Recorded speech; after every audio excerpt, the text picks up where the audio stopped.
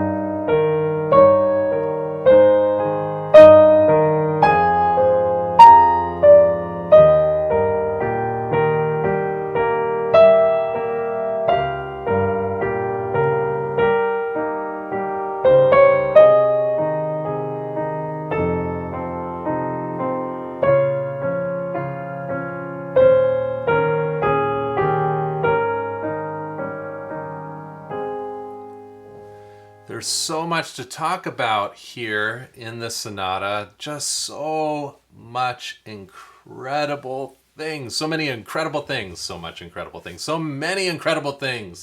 to discuss. But today, we're only going to focus on voicing.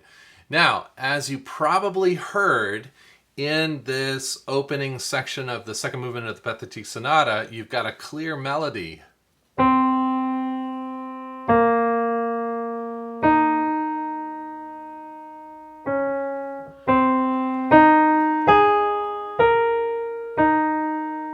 Beautiful melody at that.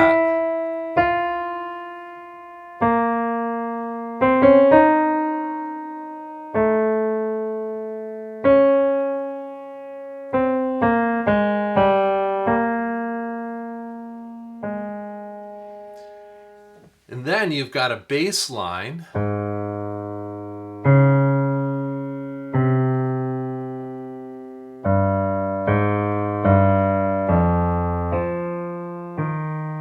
Together, the melody and the bass line sound something like this.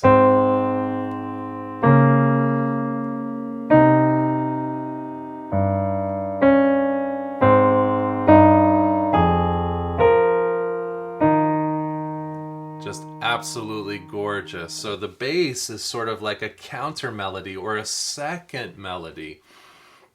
And then in the middle, you have these oscillating 16th notes.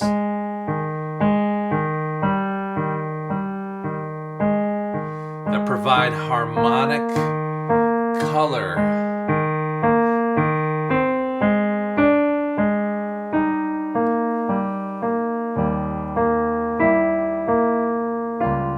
And then together, they of course sound like this.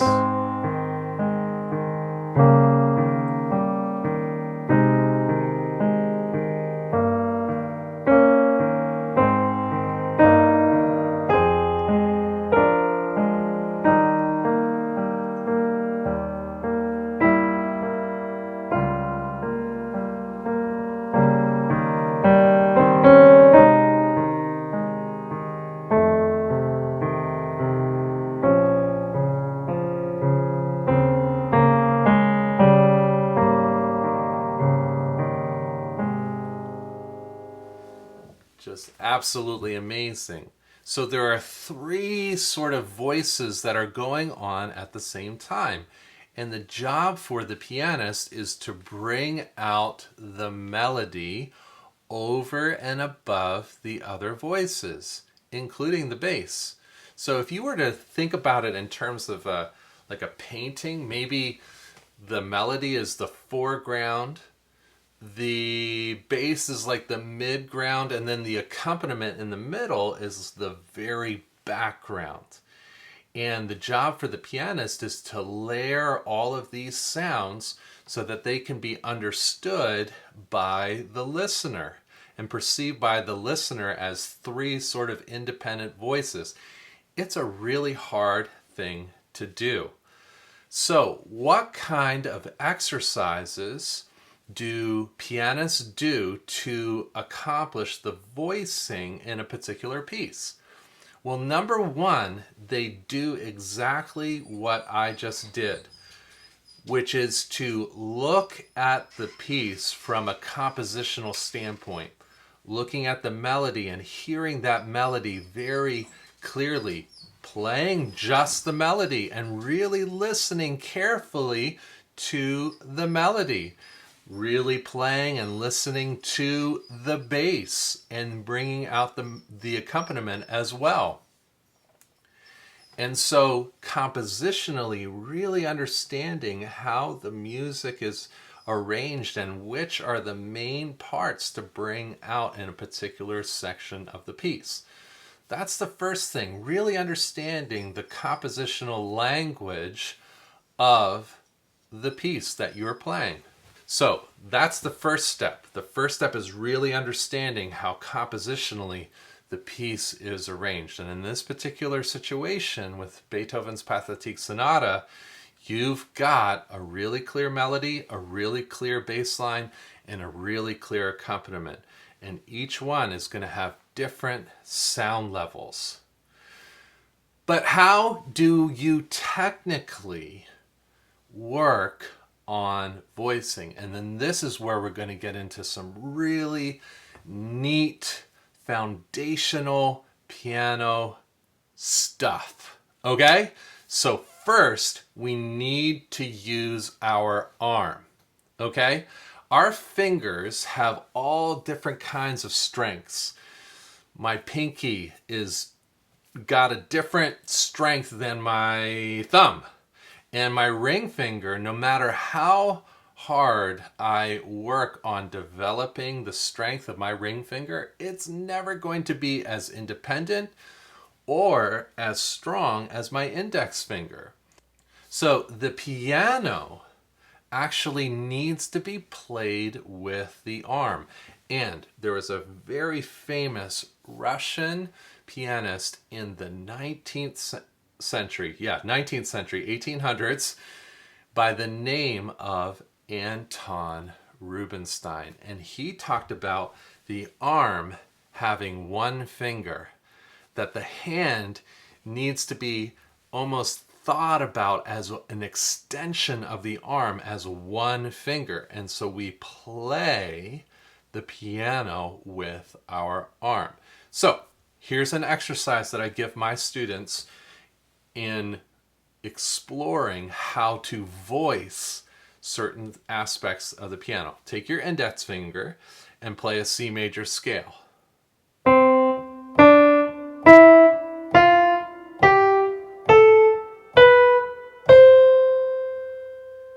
Now notice I'm not twisting my wrist.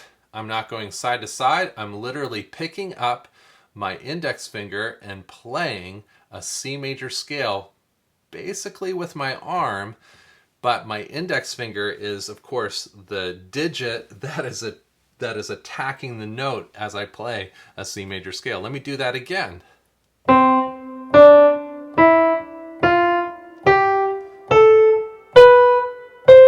And so I get students to really feel the arm going up and down in playing a C major scale. You have to play it with your arm. I mean, you've probably seen incredible footwork done by incredible organists around the world. I'm thinking of the Revolutionary Etude transcription by Cameron Carpenter. Absolutely incredible. He plays the Revolutionary Etude by Chopin on the pedal board using just his feet. And for the most part, you can only play one note at a time with your foot. Okay? One note at a time with your foot. And so that means he's picking up all of his feet and going up and down with his legs going up and down. And that's the similar type of situation with the piano and the keyboard. We are playing with our arm.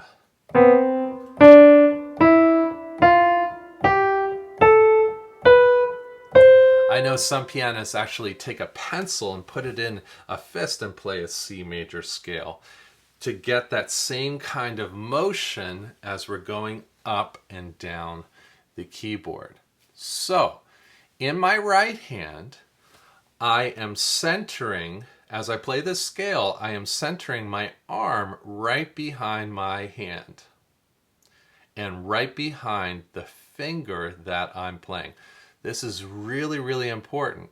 So let's envision that we're playing the melody by of the Pathétique Sonata with just the index finger while the arm is behind each of the melody notes as we play. And this is what's going to happen.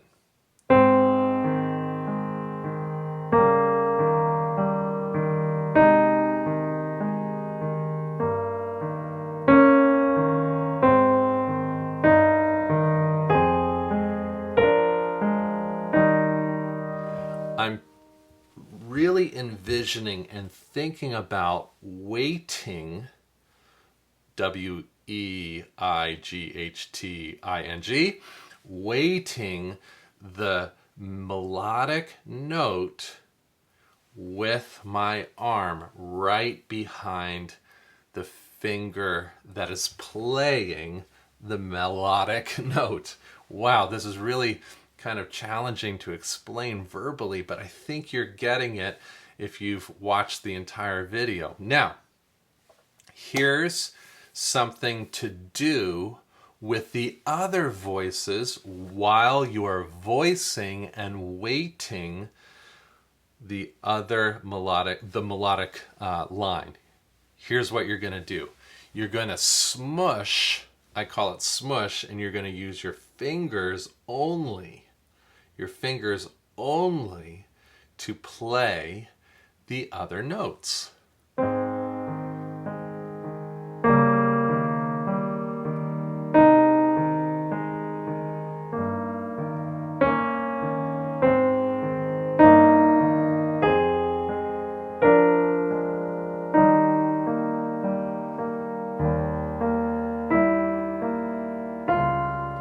So in other words, you're weighting the melodic line with your arm, and then the rest of the notes you're just pushing down.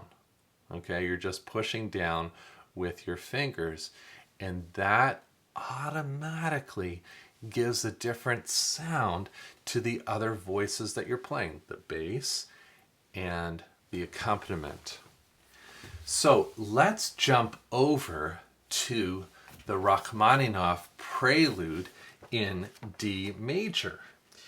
This is such an amazing composition as well, and it's amazing from the standpoint that the melody is sort of in the middle of this weaving accompaniment.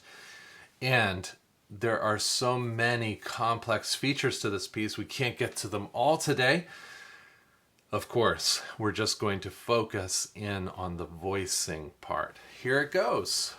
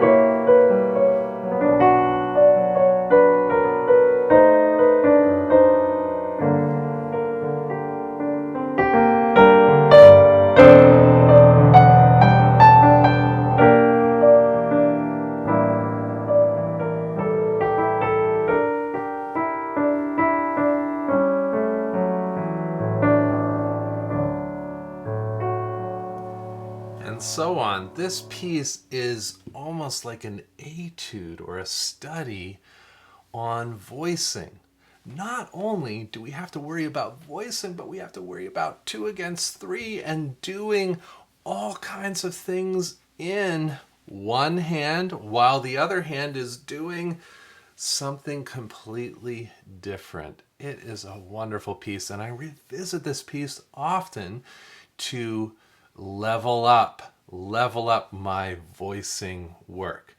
So you probably heard at the beginning that there's this accompaniment.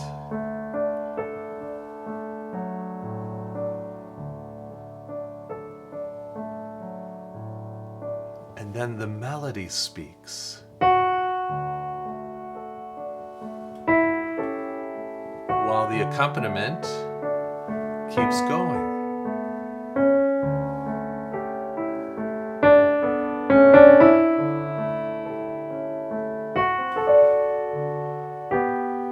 So to follow sort of the steps to really level up, I'm going to use that word, level up our voicing in this piece is to really understand compositionally what Rachmaninoff is doing.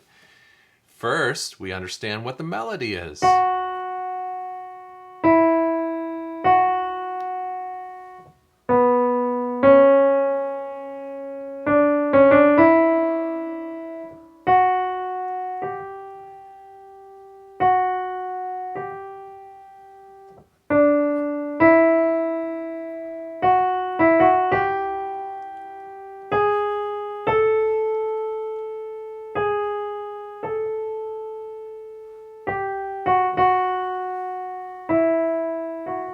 And so on and so forth. understanding that melody and having that melodic design in your ear as you're practicing the piece, that's the first step. It's so critical to really understand compositionally what's happening. And then to understand the accompaniment that encircles this very simple but heartbreakingly beautiful melody, to understand this accompaniment. And so to bring out, of course, the bass notes to really enrich the harmonic color of this piece is so important. But let's just look at this accompaniment as it goes along without even playing the melody.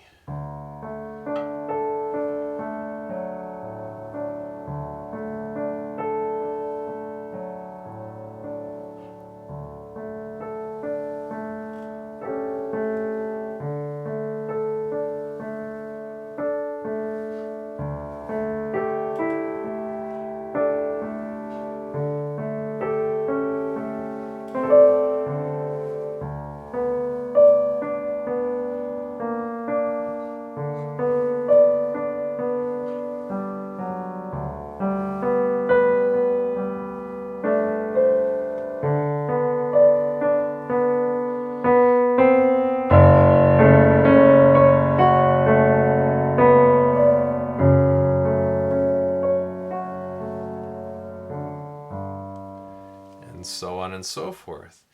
I get students to think through the compositional elements because oftentimes when they just play a melodic figure that they're learning, a new melodic figure that they're learning in a particular piece, oftentimes they'll get the melody wrong. And if you get the melody wrong, even by one note, you're not thinking about the melody in its proper context or its proper voicing. What do you voice? You need to voice the melody and the melody alone.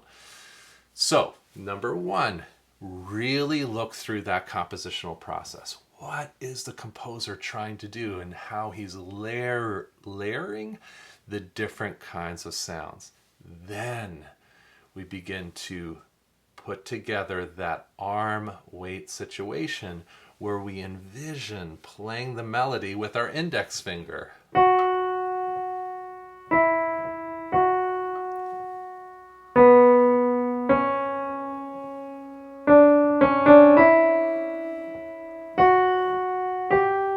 Dropping sort of our weight behind the melody and then smushing, as it were, the other notes.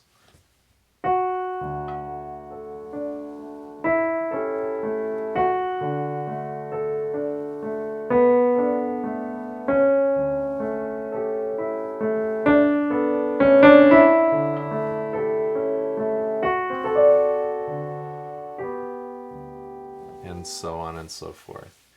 Thank you so much for joining me today on this video. Again, hit the like and subscribe button. We're really excited to be growing this channel and being a part of the Piano Explored podcast community. I'll see you next time.